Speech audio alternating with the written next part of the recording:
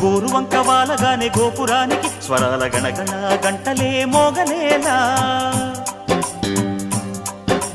గోపబాలుడొచ్చినాక గోకులానికి పెదాల కిలకిల పువ్వులే పుట్టలేదా బాలకృష్ణుడొచ్చినప్పుడే